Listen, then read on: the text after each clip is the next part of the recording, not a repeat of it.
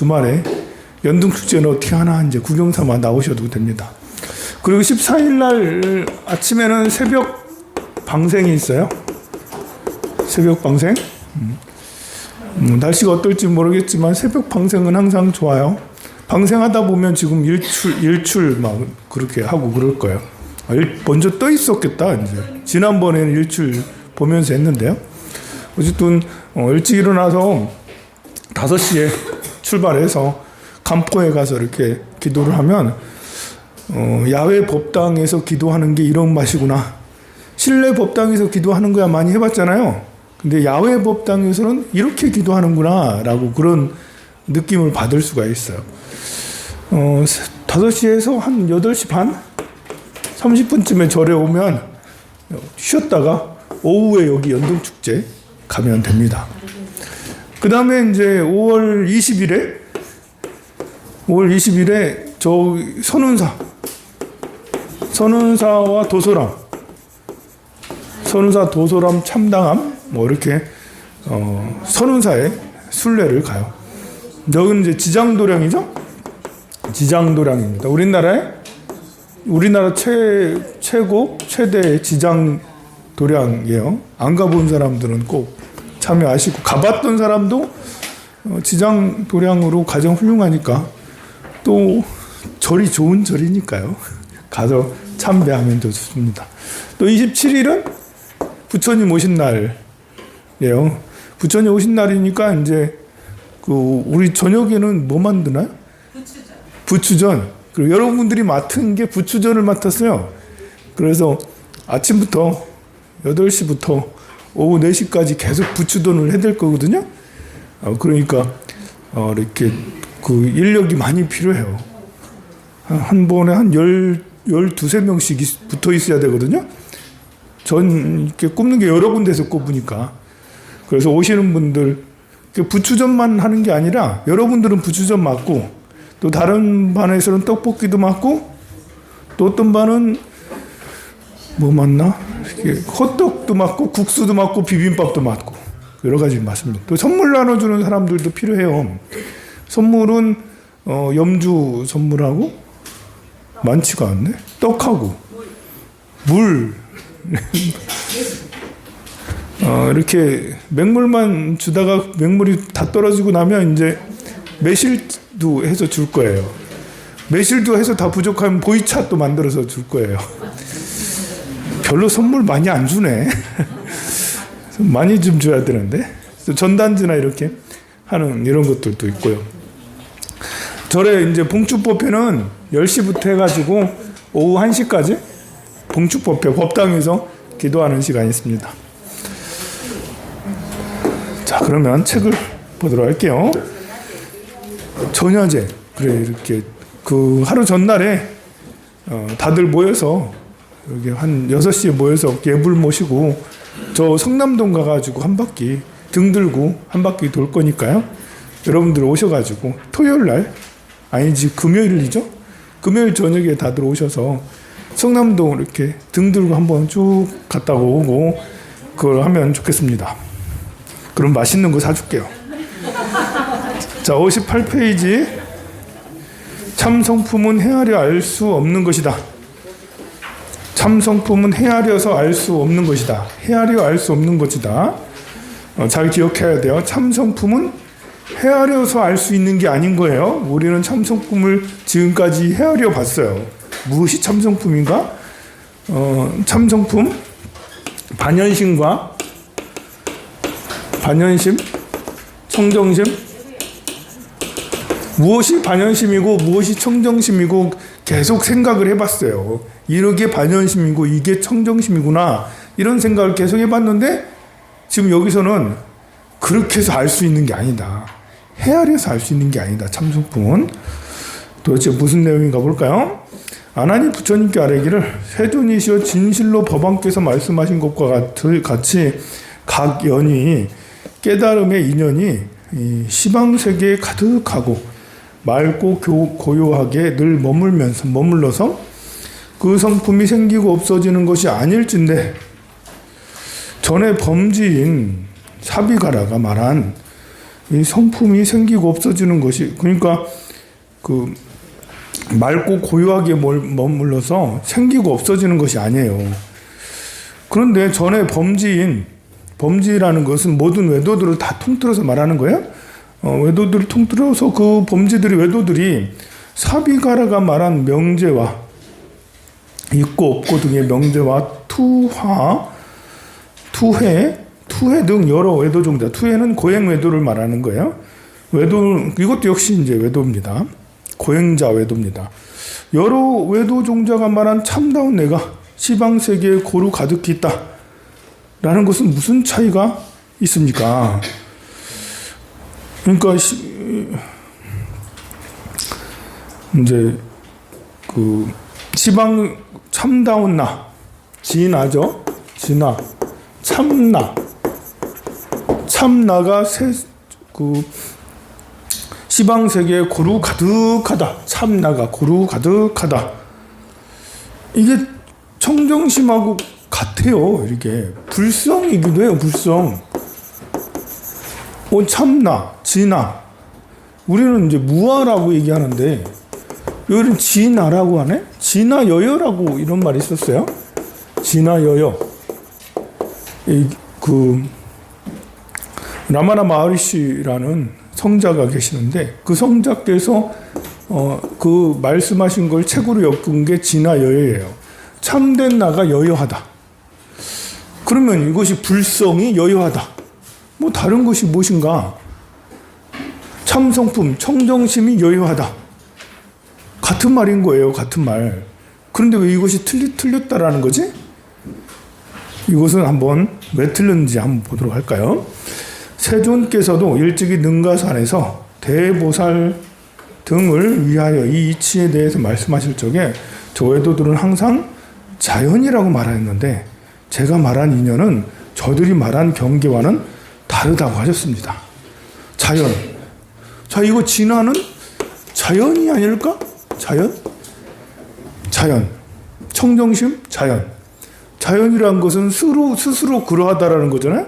스스로 자자에 그러하려니까 스스로 그러하다. 때가 묻지 않은 거예요. 어떤 번뇌가 있는 게 아닌 거예요. 우리 잘못된 생각이 우리의 번뇌가 거기에 섞여 들어가지 않은 게 자연이잖아요. 자연 그대로다. 진화 아니겠나? 참성품 아니겠나? 그런데 그것과는 다르다고 하셨습니다. 제가 지금 관찰해 보건데 깨닫는 성품은 자연 그대로여서 생긴 것도 아니고 없어지는 것도 아닙니다. 저도 지난주에 계속 말했어요. 참성품, 깨닫는 성품이 참성품이에요.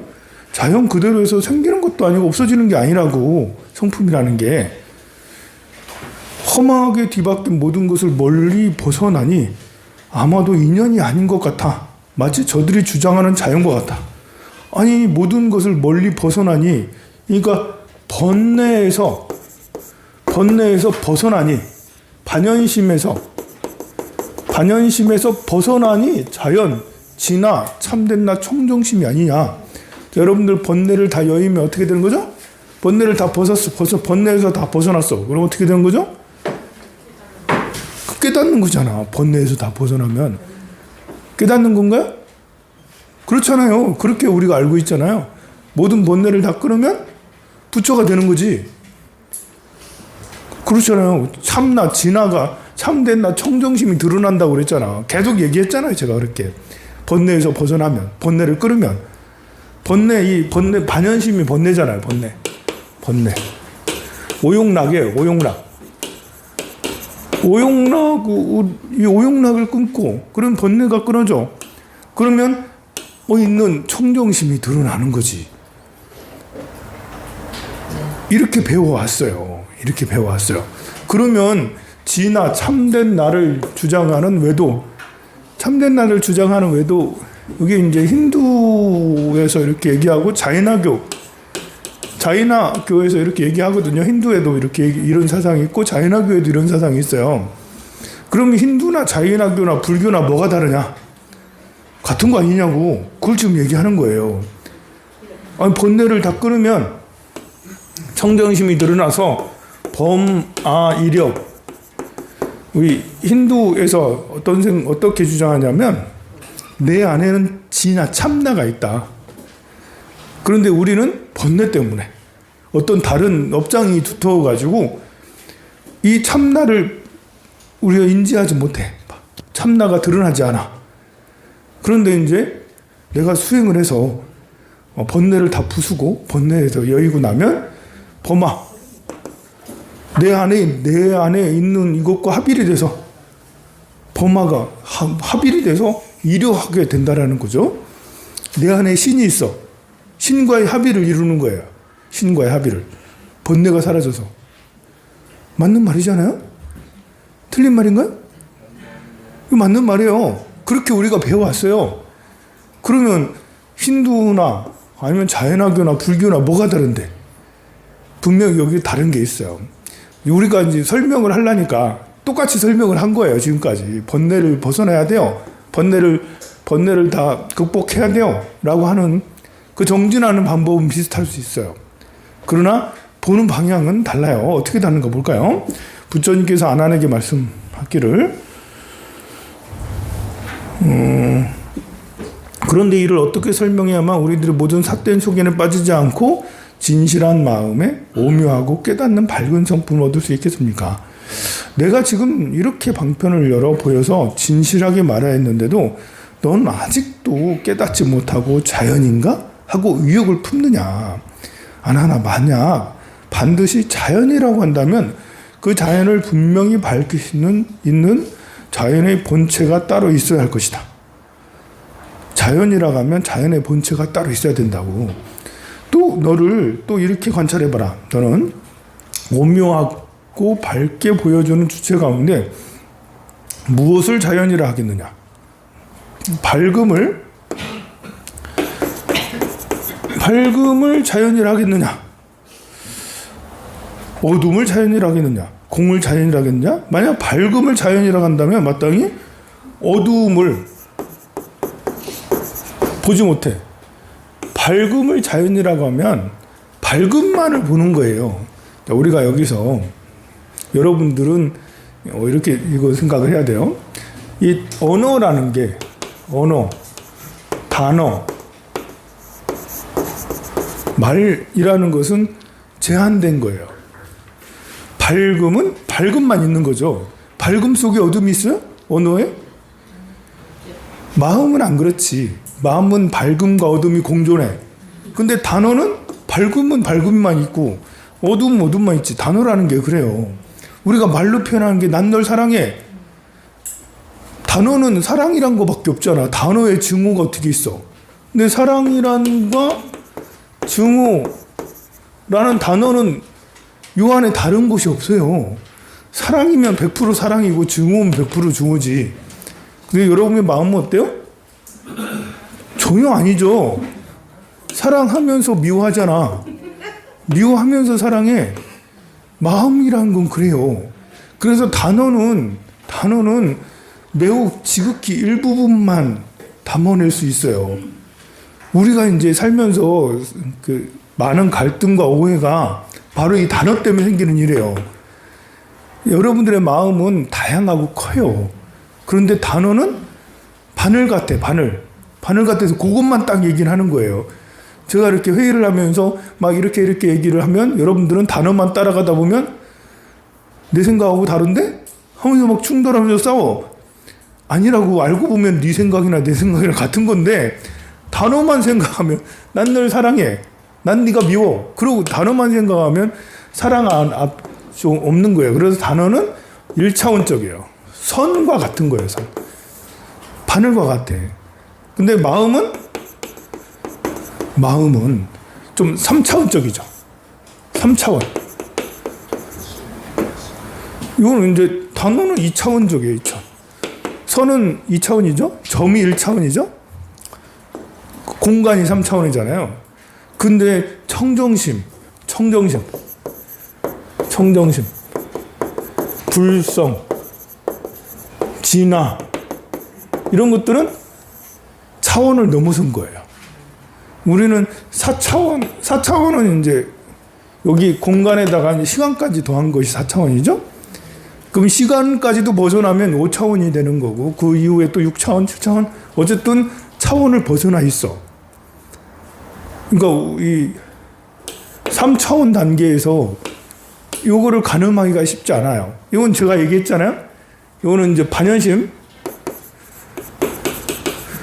우리가 이제 이런저런 인연이 보고 생각하고 듣고 생각하고 어떤 물건에 의지해서 우리가 살아가니까, 상대에 의해서 살아가니까 그것을 벗어나기는 어려운 거예요.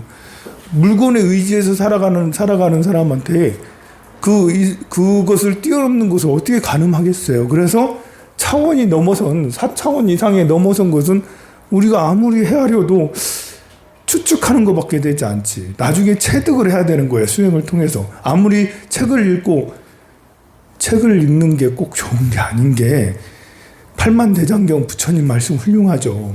그러나 여기에 있는 거예요. 팔만대장경은 단어예요. 언어예요. 말이에요. 2차원적인 거예요.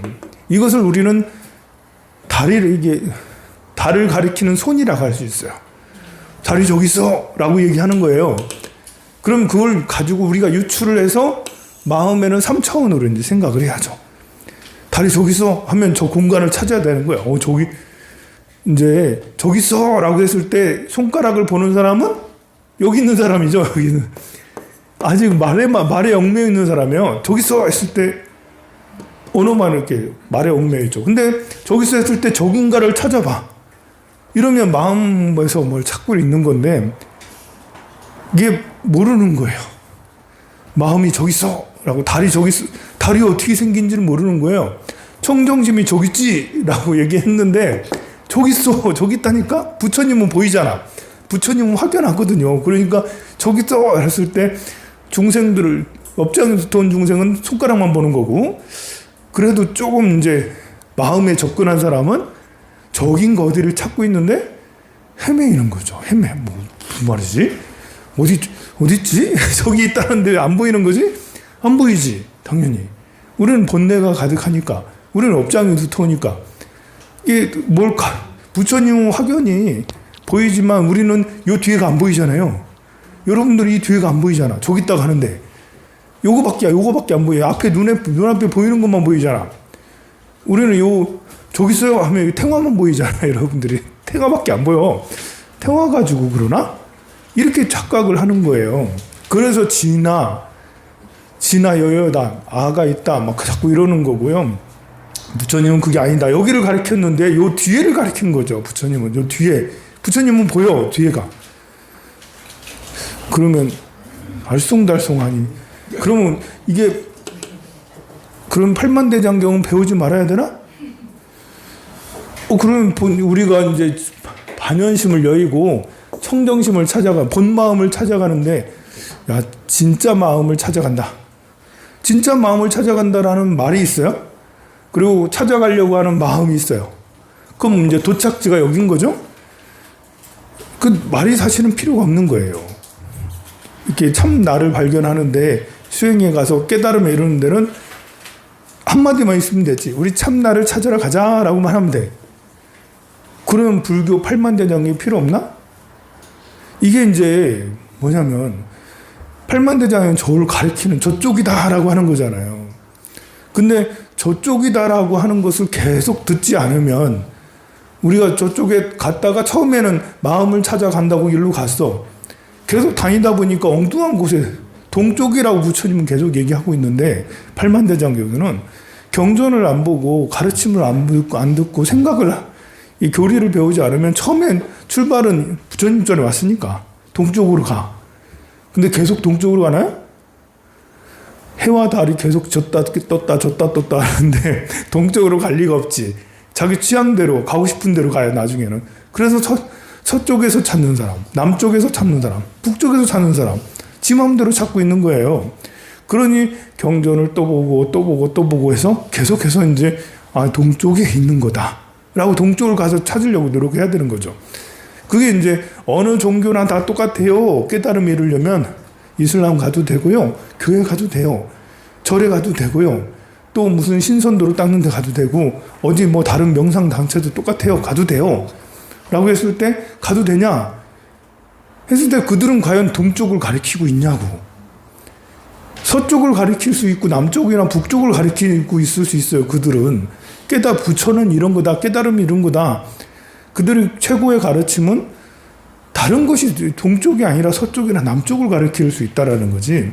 그래서 이제 우리가 다른 종교에 관심을 기울이더라도 금강경을 놓지 말아야 된다고. 화엄경, 법화경을 놓지 말아야죠. 르원경 같이 참된 성품을 얘기하는 이걸 놓치지 말아야 되는 거예요. 그래서 우리가 밝음, 어둠, 밝음이라고 얘기했을 때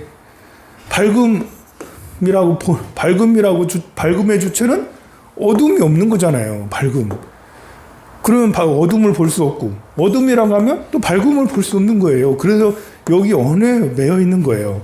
르원경 공부할 때 이 부분은 우리가 잘 이해를 해야 돼요. 우리 마음은 사실 3차원적이잖아.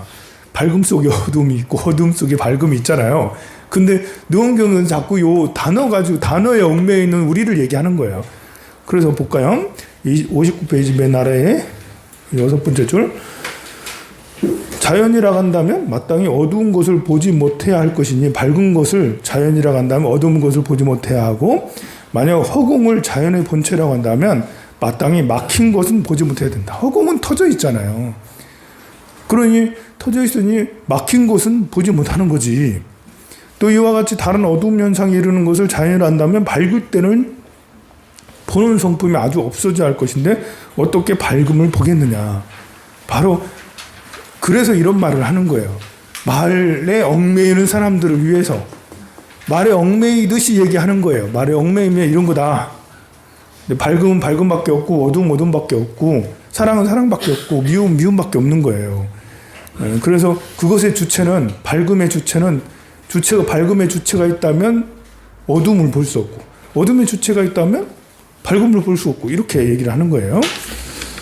이 이치를 생각하지 않으면 여러분 자꾸 헤매요. 이 이야기를 들을 때 무슨 말이지 이게 지금 알쏭달쏭하게 될 수 있는데 이런 이제 이치를 알면 확연하게 그렇지라고 하죠.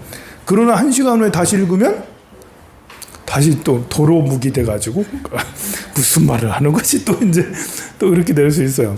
하여간에 또 자꾸 생각을 해봐야 돼요. 반드시 이 오묘하게 보는 주체의 성품이 자연이 아니라면 저는 지금 이것은 인연으로 생긴 것이라고 말하고 싶습니다. 이 보는 주체의 성품이 자연이 아니라겠잖아. 자연이 보는 주체면 자연만 있어야지 다른 것은 없는 거잖아요. 근데 그걸 보니까 그럼 인연으로 생긴 것이다. 인연으로 생긴 것이다. 이거는 좀 광범위하죠.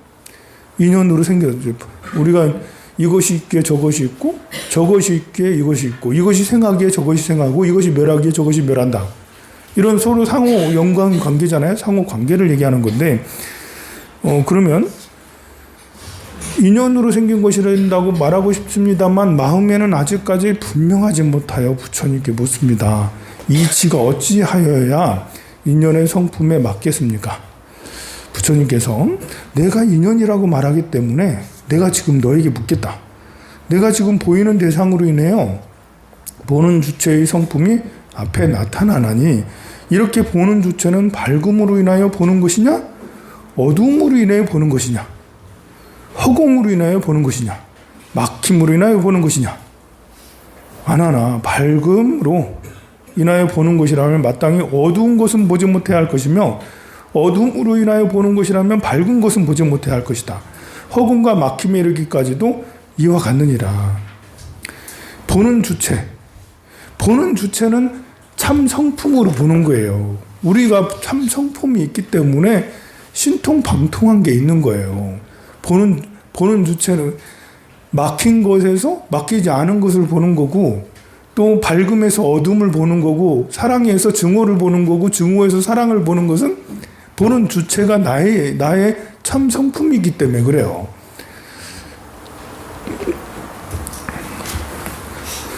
이 보는 주체가 밝은 것을 따라서 보는 것이냐? 어두운 것을 따라서 보는 것이냐? 허공을 따라서 보는 것이냐? 막힘을 따라서 보는 것이냐? 만약 허공을 따라 보는 것이라면 막힌 것은 보지 못해야 할 것이요. 만약 막힘을 따라서 보는 것이 있다면 허공은 보지 못해야 할 것이며 밝음과 어둠으로 인한 것도 이와 같느니라. 이제 보는 주체는 참된 나예요. 근데 대상이 주체가 되면 허공이면 막힌 것이 없는 거고, 막힌 것이 있을 수가 없고, 막혔다면 허공이 또 안 보여. 왜냐하면 대상이 저기에 가 있으니까. 우리가 인간관계도 내가 중심이 돼야 되잖아요. 그런데 내 본래의 청정심은 내가 중심이고 싶어해. 그런데 자꾸 이렇게 여러분들은 대상에 끌려다녀, 돈에 끌려다녀, 아니면 아들에게 끌려다녀, 아니면 배우자에게 끌려다녀, 아니면 친구에게 끌려다녀. 이게 이제 배우자에게 끌려다니면 배우자가 말하고 막 싸우고 화를 내고 이러면 다른 생각을 못 하잖아요, 보면. 이렇게 또 이렇게 돈 생각을 하면 돈 때문에 돈 계속 우리가 마음이 돈에 가 있으면 돈에 가 있는 정도가 심하면 심할수록 재잖아요. 돈은 재물이에요. 재물은 제 인성을 극해요. 재물은. 그래서 인성을 극하기 때문에 인성은 사람의 도덕성이잖아요. 도덕성이 사라져. 그래서 부모 형제도 안 보이는 거예요. 돈 때문에. 그러면 이성, 사람이요. 사람. 친구든 가족이든 사람에게 이렇게 우리가 이제 나의 청정심에 집중을 해야 되는데, 나에게 내가 주인공이 돼야 되는데, 대상이 주인공이 되면 이 대상에게 끌려다니게 돼요. 근데 본성을 잃고 마음이 더 괴로워질 수밖에 없어요. 그리고 여유로움도 없어요. 왜냐하면 여기에 끌려다니니까 이 사람의 마음에 주시라는 거예요. 이 사람이 아들이 화가 났으면 눈치 보는 거지. 아니면 아들이 이렇게 아프면 눈치 보는 거지. 다른 걸 생각을 하지 못해요. 다른 것이란 건 용서나 이해나 배려나 아니면 또 다른 방편들, 다양한 것들이 생각이 나야 되는데, 나 자신에게 있으면, 주도권이 나에게 있으면 내가 아들을 용서하고 배우자를 용서하고 사랑하고 미워하고 증오하고를 마음대로 할 수 있어요. 이게 본연의 청정심을 가지고 있는 우리의 능력이지. 그런데 대상에 돈이나 사람이나 아니면 자기가 뭔가 꽂히는 곳에, 이제 업장에 우리가 이제 뭔가 욕심이라는 게 있잖아. 뭔가 욕심내고 있고, 그렇다면 뭔가 마음을 거기다 두고 있으면, 그러면 내 자유로운 이런 것들이 없어진다라는, 내가 저기에 끌려다니게 돼요. 외교도 마찬가지. 외교도 요즘에 이렇게 한쪽에 쏠리는 외교는 별로 바람직하지가 않아요. 외교를 잘하고 있는 나라가 필리핀이거든요. 요즘에 이제 지금 잘한다는 거지 앞으로 계속 잘한다는 얘기는 아니에요. 지금 몇 가지를 보건데 필리핀은 저렇게도 하네? 어떤 방법을 하냐면, 이 필리핀이 있으면 여기에 중국이 있죠. 중국이 있고 여기에 대만이 있어요.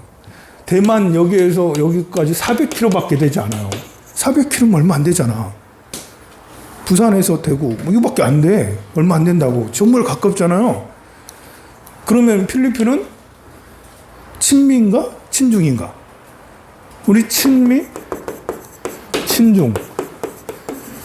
이게 필리핀도 우리랑 비슷한 상황에 있는 거예요. 가만 보면 지금 중국은 어떻게든 수건 사업이 이 대만을 어떻게든 내 것으로 만들어야 된다. 특히 시진핑 정부에 들어서는 물불을 가리지 않아요. 시진핑의 최대 목적은 자기가 있으면서 업적을 만들어야. 시진핑은 지금 약간 이제 임금놀이 하고 있고 황제놀이를 하고 있거든. 자기가 황제로 되고 싶어해. 자기는 이렇게 마오쩌둥이나 덩샤오핑처럼 온 인민들이 우러러보는 황제 같은 사람이 되고 싶은 거예요. 그래서 그러면 어떻게 해야 되냐? 업적을 남겨야 되는데 이 대만을 반드시 복속을 해야 된다. 통일을 해야 된다라고 생각을 해요. 그래서 이거는 이제 사실 시진핑만 그런 게 아니라 이 앞전 정부서부터 중국 정부서부터 지속적으로 주장해 온 거예요. 대만을 나라라고 국가라고 부르는 그런 나라들은 중국에서 제재를 엄청나게 많이 해요. 우리도 91년도인가요? 대만 중국하고 이렇게 국교를 이제 맺으면서 대만을 손절했잖아요. 중국하고 국교 맺는 조건이 대만을 손절하고 대만을 국가라고 생각하지 않고 그냥 도시로 타이베이라고 생각을 하라고. 도시로 그냥 생각을 하는 섬으로만 생각을 하라는 그런 요구가 있었고, 역시 우리는 대만을 차갑게 손절해서 당시에 엄청 대만 사람들한테 미움받았죠. 그것이 우리한테만 요구한 게 아니라 다른 모든 서방의 국가, 그리고 이제 남미의 국가, 또 뭐 저렇게 그 중동 또는 아프리카의 모든 국가랑 관계를 할 때 대만 무조건 손절하도록 했어요. 대만은 굉장히 고립된 국가예요. 그리고 몇 개의 국가에서만 그 대만을 국가로 인정을 하는데 전 세계 한 10개도 되지 않을 거예요. 거의 몇 개 없어요. 그런데 이제 미국이 여기다가 TSMC 해가지고 여기다가 반도체 공장들을 어마무시하게 지어가지고 수주를 다 이쪽에다 더 밀어넣어줬잖아요. 그 중국도 이제 전략적으로 대만을 이용하는 거죠. 대만을 이용해서 중국하고의 견제하는 그 관계를 팽팽하게 유지를 하는데 대만을 그 지정학적으로 활용한 거죠. 그래서 어떤 사람은 대만을 떠 있는 항공모함이다. 섬 자체가 항공모함이다. 라고 그렇게 주장을 하는 그런 사람도 있어요. 그렇게 대단히 중요한 대만이 여기에 400km 제일 가까워. 아주 가까운데 여기에 전에 필리핀 이 앞전에 대통령은 두테르테였어요. 두테르테. 이 두테르테는 얼마나 웃기는 사람이었냐면 두테르테의 그 등장하면서부터 제일 그 국민들한테 막 주장했던 모토는 뭐였냐면 우리나라의 조폭을 다 없애겠다. 우리나라의 조직 폭력배를 다 없애겠다라면서 폭력배를 잡아들였는데 그 즉시 보는 즉시 사형을 바로 시켰어요. 총 들고 가가지고 바로 막 쏘고 그랬거든요. 그러면 안 되잖아. 이게 민주주의 국가잖아요. 체포를 해서 영장 발부해가지고 체포해가지고 재판을 해서 감옥에 넣어야 되는 거잖아요. 그런데 두테르테는 그렇게 안 하고 총 들고 가가지고 군대를 끌고 가가지고 조폭들을 모조리 사형시킨 거예요. 그 자리에서 즉 총살을 시킨 거예요. 그렇게 하는 수백 명이 수천 명이 그래서 죽었어요 보면. 근데 미국이 어떤 나라죠? 민주주의 국가고 인권을 수호하는 나라예요. 사우디랑 사이가 안 좋은 것도 빈살만이 기자를 그냥 죽였다고 해가지고 암살시켰다고 해서 사우디랑 그 바이든하고 사이가 안 좋은 거였거든요.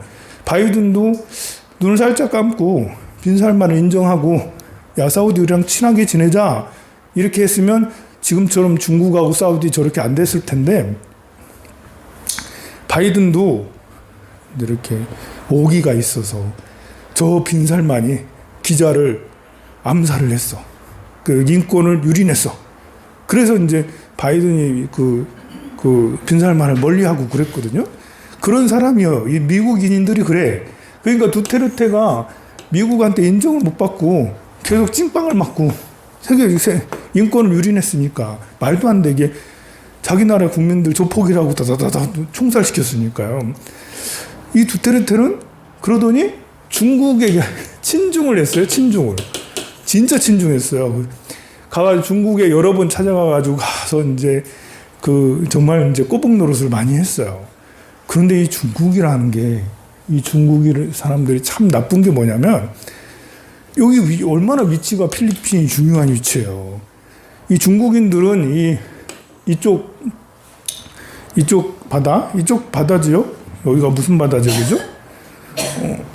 이쪽 바다 지역을 굉장히 옛날부터 차지하려고 했어요. 베트남하고 맨날 싸웠잖아요. 여기 베트남 있거든요.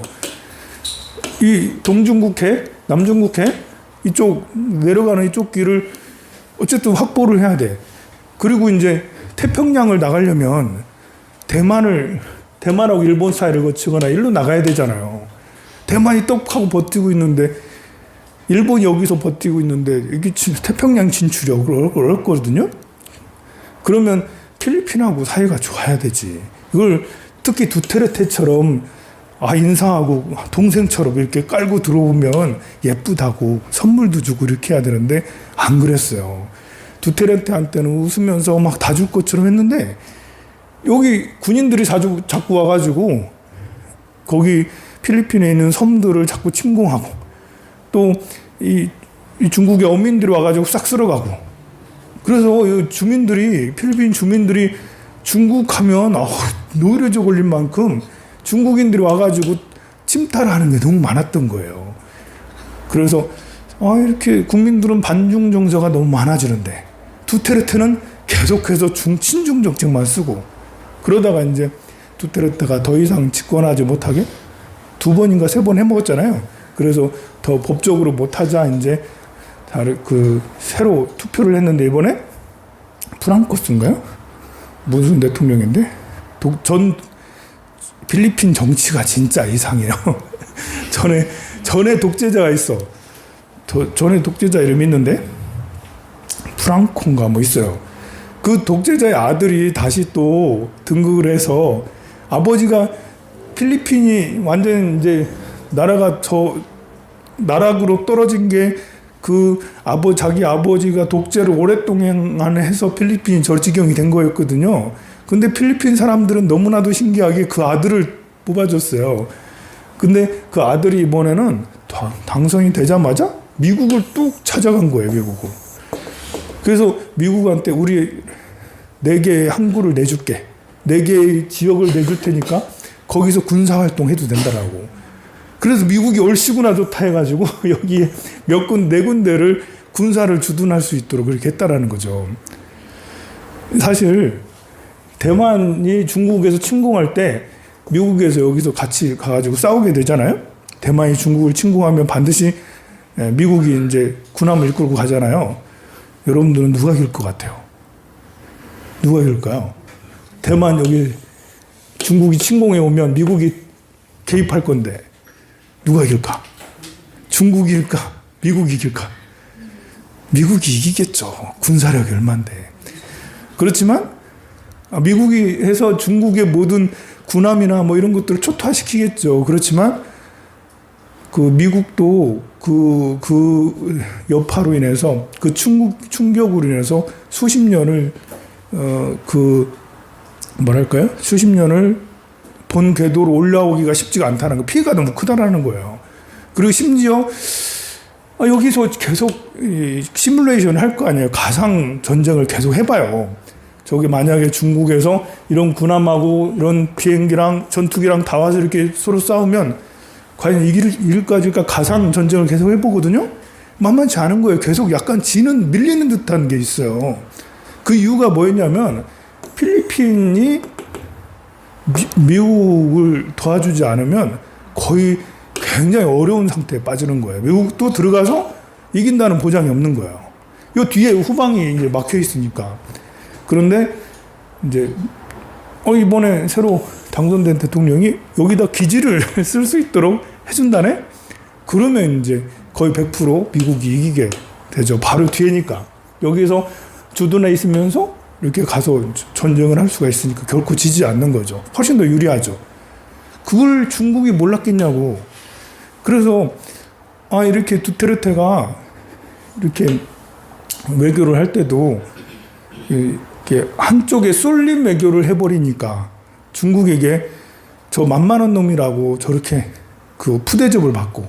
근데 지금 대통령은 미국에 가서 이제 인사하고 내준다 하니까 중국에서도 이제 함부로 못 하는 거예요. 그래가지고 이번에 중국에서 이번에 또 대통령이 중국에 또 갔어요.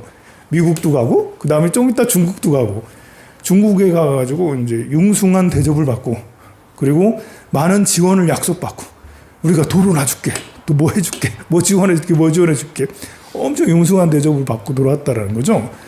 그래서 필리핀은 이 지정학적 위치를 이번 대통령은 정말 활용을 잘한다.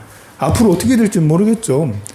앞으로 잘할지 못할지 모르겠지만 지금의 행보는 괄목할 만하다. 주목할 만하다. 이게 마음도 우리가 그래요. 보면 우리가 마음도 탄력성이 있어야 되는데 주도권이 나한테 있어야 되거든요. 근데 상대에게 주도권을 두트르트는 여기 중국에게 주도권을 넘겨줘서 아무 말 못하고, 중국이 잘못해도 아무 말 못하고 자기 하던 방법대로 계속 했었잖아요. 사람도 똑같은 것 같습니다. 자, 계속해서 60페이지. 마땅히, 밑에 두 번째 줄. 마땅히 알아야 된다. 이렇게 정밀한 깨달음에 오묘하고 밝은 것은 인도 아니고 연도 아니며 자연도 아니고 자연이 아닌 것도 아니며 아닌 것과 아님이 아닌 것도 없고, 이게 무슨 말이냐면 저는 황산입니다. 제가 황산 스님이에요? 맞아요? 네. 네? 이렇게 물어보면 뭔가 좀 아닐 수도 있잖아요. 바로 예 하면 어떻게. 저는 황산 스님이에요 라고 하면 황산 스님 받게 되지 않아요. 기분 나빠요. 황산 스님이에요 라면 나는 다른 곳일 수도 있잖아요. 저는 뭐 부처님이 되고 싶어요. 저는 부처님, 저는 관세음이고 싶어요. 저는 보현보살이고 싶거든요. 근데 황산 스님 하면 이거밖에 안 되잖아. 황산이에요 라고 하면, 제가 아까 얘기했잖아요. 언어는 바늘 같다. 이거밖에 가르치는 게 없어요. 이 쪼잔하게 황산밖에 되지 않아요. 저는. 그러니 저는 황산 스님이 아닙니다. 제가 황산 스님이 아닙니다 라면 틀린 말일까요? 거짓말일까요? 황산 스님이 아닙니다. 그랬을 때 황산 스님을 부정하는 거는 진짜 부정이 아니에요. 이 황산 스님이기도 하지만 황산 스님인 것만인 것이 아니라는 거예요. 황산 스님인 것만인 건 아니에요. 저는 황산 스님이면서 다른 것일 수도 있으니까 저는 황산 스님이 아니에요 라고, 이게 말이라는 게, 저는 황산이 아닙니다. 아니지? 황산이 아닙니다 라고 했을 때 정말 우리 사고가 얼마나 웃긴 줄 알아요? 제가 이런 설명을 하기 전에는 저는 황산이 아닙니다 라고, 법원에서 당신은 황산입니까? 저는 아닙니다 라고 하면 그럼 뭐예요? 거짓말이잖아요. 거짓말. 이게 말은 진짜 우리를 오해하게 만들어요. 제가 설명을 하고 나서 저는 황산이 아닙니다 라니까 여러분들 다 이해가 가잖아요. 뭐냐고. 어떻게 된 거지? 그래서 황산이 아닙니다 라고 하니까 아닌 것에 또 집착해. 황산이 아니라네? 스님이 황산이 아니면 다른 뭔가이겠지? 그럼 황산이 아니면 그러면 뭔가? 뭐지? 뭐라고 해야 되나? 황산이 아니면 뭐라고 해야 되나? 황산이 아니면 뭔가 태산인가? 그러면 태산인가? 라고 생각할 수 있잖아요. 그러니까 저는 황산 스님이 아닙니다가 아닙니다. 이것도 아닙니다. 황산이 아닙니다가 아닙니다. 역시 아닙니다가 아닙니다 하니까 또 뭔가에 그걸로 또 집착할 수 있잖아요. 그러니까 황산이 아닙니다가 아니고 또 아닌 것이 아니다 라는 걸 얘기를 하는 거예요.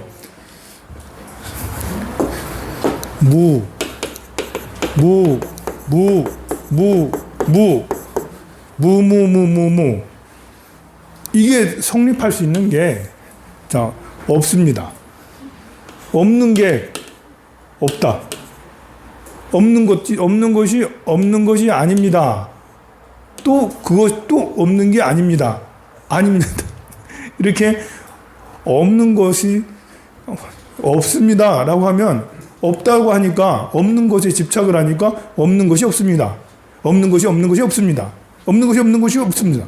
없는 것이 없습니다 라고 그렇게 계속 반복적으로 얘기해서 미세한 집착까지, 미세한 잘못된 생각까지 바로잡기 위해서 이렇게. 여기도 지금 그렇잖아요. 자연도 아니고 자연이 아닌 것도 아니고, 자연이 아니라니까 자연이 아닌 것에 집착해. 아닌 것도 아니고, 또 아닌 것과 아님이 아닌 것도 없고, 이것과 이것이 아닌 것도 없어서 일체의 모양에서 벗어나 일체의 법에 나아가느니라. 자, 언어라는 거는 선이라고 그랬어요. 이게 바늘처럼 이렇게 가리키는 게 굉장히 제한적이에요. 그래서 말이 많을 수밖에 없어요, 여러분들한테. 난 널 사랑해. 나는 이 말을 한마디만 하면 여러분들이 시큰둥해. 말 한마디만 아니거든. 행동하는 거 보면 미워할 때도 있거든. 나를 무시할 때도 있어. 난 널 사랑해 해놓고는 행동하는 거 보면 아닌 것 같은데. 그래서 의심하고 그래. 그래가지고 또 그 사랑을 인정받기 위해서 또 다른 뭔가를 자꾸 얘기하고 또 얘기하고 이 마음을 인정받기 위해서 정말 끝없이 말을 계속 해야 되는 거죠. 이 불성,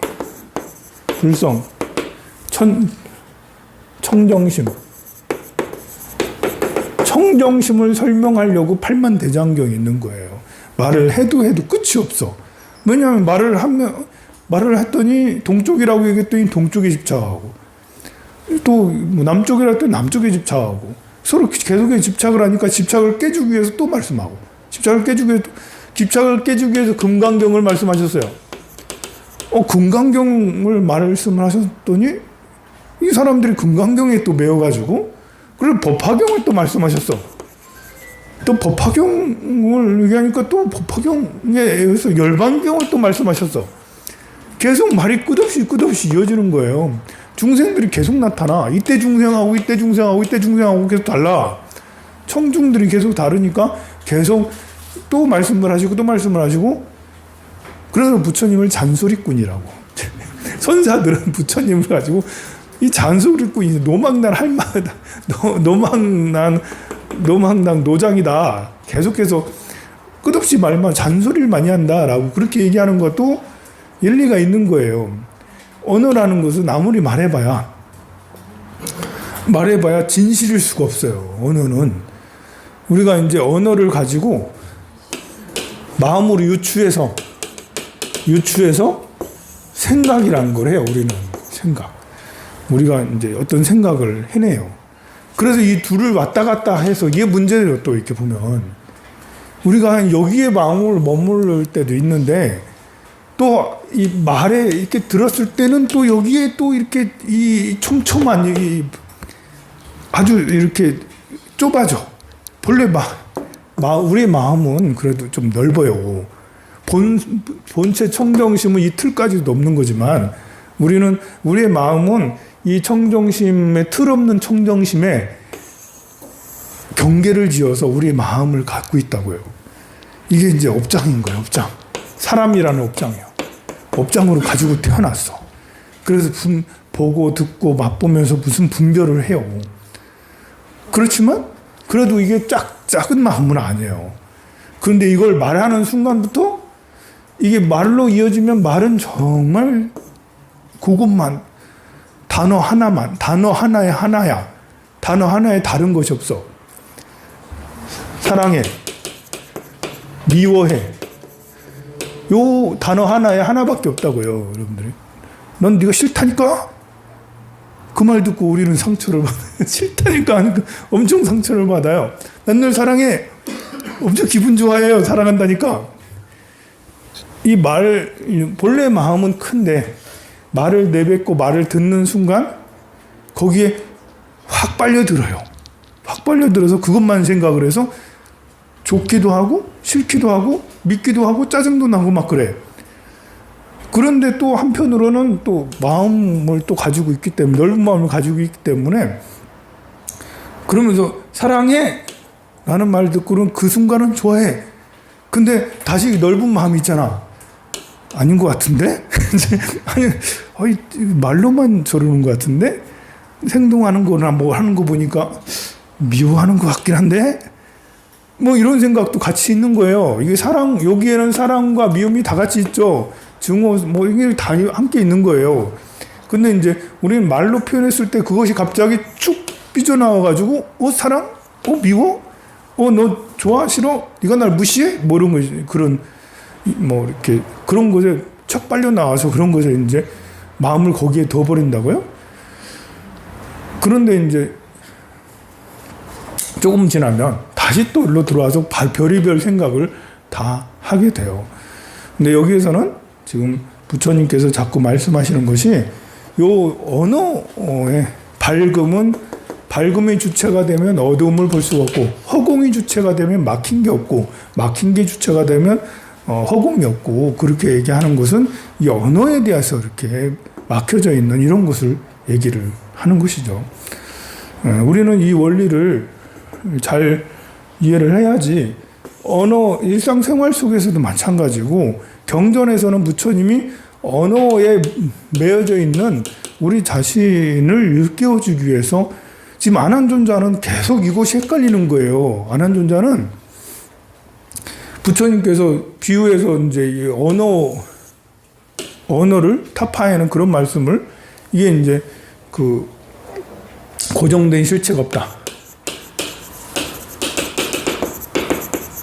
고정된 실체가 없다라는 것을 이 언어를 빌어서 계속 얘기를 하는데, 말의 얽매이다 보니까 그런 듯 아닌 듯 한 번씩 여기로 들어가 해가지고 이 고정된 실체가 없다라고 이해를 하다가 또 이제 말에 또 빠져서 청정한 본연 청정심, 진나, 진짜나, 참다운 나가 있는 겁다 라고 하는데, 사실 참다운 나도 고정된 실체가 있는 게 아니죠.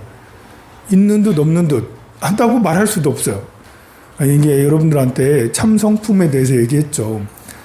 본래부터 생긴 것도 아니고 없어지는 것도 아니다 라고 이렇게 했을 때, 번뇌를 다 끊으면 참성품이 일어나요 라고 했을 때, 이것은 아니다라고도 했잖아요. 처음 시작할 때. 번뇌를 다 끊으면 그러면 참성품이 일어나요 라는 것은 맞지만, 그걸 맞다고 여긴다라는 것은 고정된 실체가 있다라는 거예요. 우리가 거기에 매인다라는 거예요. 번뇌를 다 끊으면 그럼 진짜 참나가 드러나요. 그럼 그 말에 우리가 얽매여서 거짓된 것을 보게 된다라는 것이죠. 고정된 실체가 있는 게 아닌데, 그거는, 근데 우리는 이렇게 번뇌를 다 끊으면 참나가 드러나요. 이 말에, 언어에 1차원적으로 쏙 들어가 버리는 거예요. 근데 이제 진화가 여여하다라고 그렇게 하는 것도 역시 이게 이제 고정된 실체가 있다라고 여겨지는 거예요. 진화가 여여하다. 진화, 참된 나가 있어서 그것이 내 안에 있는 거야 라고 내가 생각을 계속 하고 있는 거예요. 그러면 본래 이 틀을 내서 벗어난 청정심, 진짜 진화가 있을 수 있죠? 진짜 진화가 있을 수 있는데, 진화가 있어 라고 하는 순간 진화라고 하기가 어렵다라는 거예요. 이건 좀 약간 알쏭달쏭해요. 이제 언어에 얽매여 있기 때문에 얘기하는 건데, 그런데 이제 진화가 있다라고 하는 순간 벌써 진화가 아닌 거예요. 진화가 있다라는 것은 고정된 진화라고만 여겨지는 거예요. 진화라고만. 진화는 진화가 아닐 이 틀에서 벗어나 있는 건데, 우리는 자꾸 진화, 불성, 청정심, 자꾸 여기에 제한을 두고 이럴 거야 라고 자꾸 추측을 하는 거예요. 근데 이렇게 안 할 수도 없는 거예요. 수행을 할 때 우리가 번뇌를 없애야지, 번뇌를 다 끊어야지. 사실 이러면 안 되거든요. 번뇌를 다 끊어야지 이런 생각을 가지면 그럼 죽을 때까지 해서 번뇌가 안 끊어져요. 번뇌가 끊어야지 이런 생각을 하니까 그것이 내 번뇌를 제한을 뒀기 때문에 저기에 매여져 있게 되는 거예요. 그런데 그 생각을 또 안 하면 수행을 안 하는데 뭐지? 그래서 어려운 거예요. 그래서 이제 화두라는 거는 화두 이먹고라고 계속 화두를 들고 파고들고 쭉 이렇게 하는 거 하거나, 아니면 수식관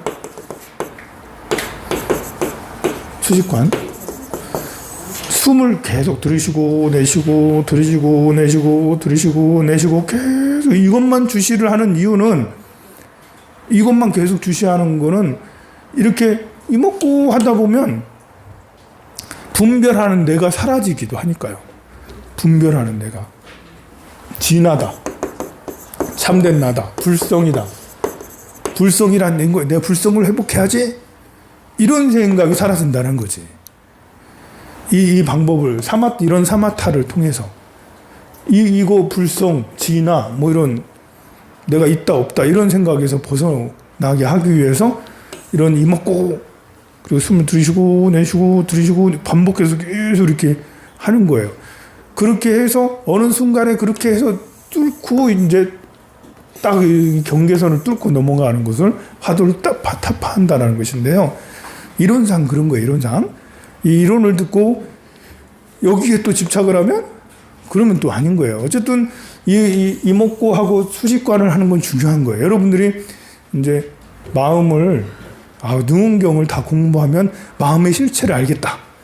이렇게 마음의 실체에서 계속 이야기를 하고 하니까 마음의 실체를 알 수 있는 거 아니야?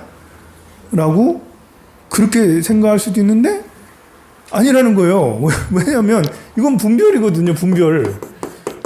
끝없이 계속 분별하는 거잖아요. 근데 체득을 해야 되는데 체득을 하려면 이런 사마타 이먹고 숨을 들이쉬고 내쉬고 들이쉬고 내쉬고 이런 사마타를 반드시 해줘야지. 사마타가 그래서 필요한 거예요. 여러분들이 강의 듣는 것은 굉장히 중요해요. 왜냐하면 저쪽 방향, 동쪽 방향으로 가야 된다라는 걸 그걸 알아야 되니까. 불성이 저기 있다니까? 그걸 얘기를 들어야 되니까. 근데 얘기를 안 들으면 엉뚱한 데 가서 자꾸 있을 수 있으니까요. 그런데 이제 아무리 동쪽 방향에 가서 보이나? 안 보여요. 이게 아무리 동쪽 방향 백날 가서 찾아봐요. 요거를 해야지. 이제 요거를 해야지. 이게 이렇게 사마타를 닦아야지. 미세하게라도 이렇게 뭔가 이렇게 있는 듯 없는 듯이라도 뭔가 이렇게 감이라도 잡고 그러다가 어느 순간에 탁 넘어서는 부처님처럼 탁 넘어서서 이거다 라는 그런 순간이 체득하는 순간에 딱 오게 되는 거죠. 그 체득을 하려면 쉬었다 해야 돼. 쉬었다 하도록 하겠습니다.